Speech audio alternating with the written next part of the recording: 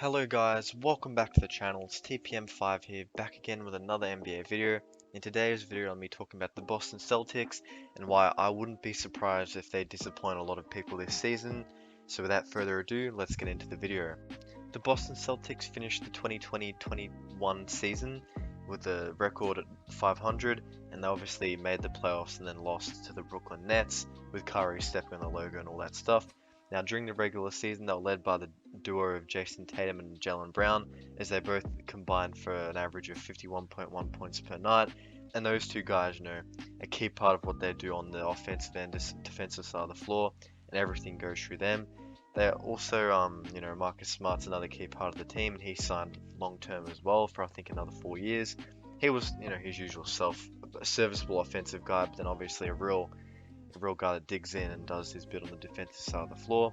The team did make a bit of changes during the offseason, but just before we go into that, in 2013, just cast your minds back to then when they traded, the old aging core for all those young draft picks, and they thought they'd have a glistening future.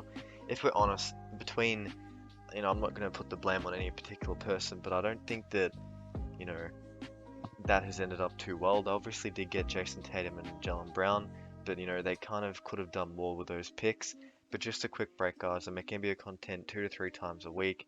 Been publishing and making videos a lot during the off season, so feel free to subscribe. It would help me out a lot. And don't forget to comment. But let's get back into the video. So obviously they got all those draft picks, and they got these two guys on screen now, Jaylen Brown and also Jason Tatum, two big parts of their team. But you'd think that a lot of people around the league were expecting them to do more with those draft picks, and they kind of missed the boat in terms of making a trade because they were always linked with someone like DeMarcus Cousins, and they had that big off season where they got Gordon Hayward and Al Horford, but that stuff didn't work out. But you would have expected them to be in a better spot than coming off of a season where they were at a 500 record, and realistically now their roster's kind of mediocre if you take out the fact that you've got these two guys that can really make stuff happen. Now, the issue with the Celtics last year, at least to my knowledge, was their lack of a, bench, and then also a lack of scoring and playmaking outside of, Kemba when he was actually playing, and then also Jaylen Brown and Jason Tatum. Now, they addressed that a little bit by getting Dennis Schroeder, but we can't really be too sure what his impact is. They traded for Al Horford, trading away Kemba Walker and a 16th pick in this year's draft. So they do get that versatile big that I was just talking about a second ago, so that's good. I think that is a good addition for them. Now, Brad Stevens used the remainder of the Gordon Hayward exception to bring in Josh Richardson, which again addresses that issue of shot creation and ability to make shots. I think that getting Josh Richardson was a good move. I think that he's someone who can score in a variety of ways, and that does help them out a bit. Now, they brought back Enes Kanter, who seems to go back and forth between Boston and Portland, to replace Tristan Thompson, who they traded away in exchange for Chris Dunn and Bruno Fernando. But I think that Evan Fournier left. They didn't give up too much for him, and they do get a trade exception at around 17 million, I believe. So that still does open themselves up for trades. But I think that even if you look at I believe Grant Williams contract extension, that's a deal which is very tradable, as in like cap filler. I think that the Celtics they're in a position where they can make some moves, they can make a trade, and I think personally I'm not expecting them to do too much this season. I'd expect more in terms of if Brad Beal comes available, Damian Lillard comes available. They do have one of the better packages in the league when it comes to that. I think that if a star requests a trade, Boston will be one of the first teams to put an offer in, because they do have some promising young pieces that are on cheaper deals. They have tradable contracts.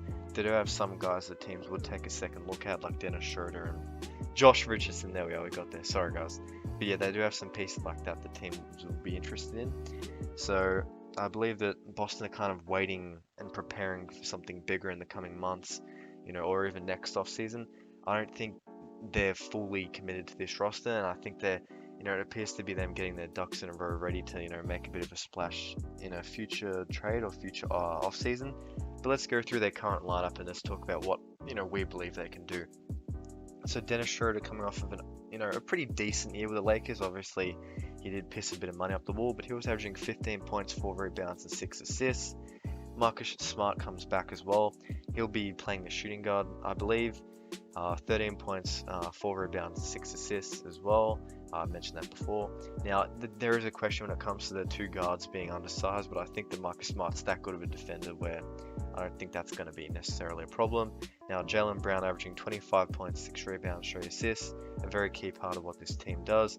Then Jason Tatum as well, another guy, and yeah, I think he got snubbed for all NBA teams, which is kind of iffy. But at 26 points, 7 rebounds, obviously a great player for them.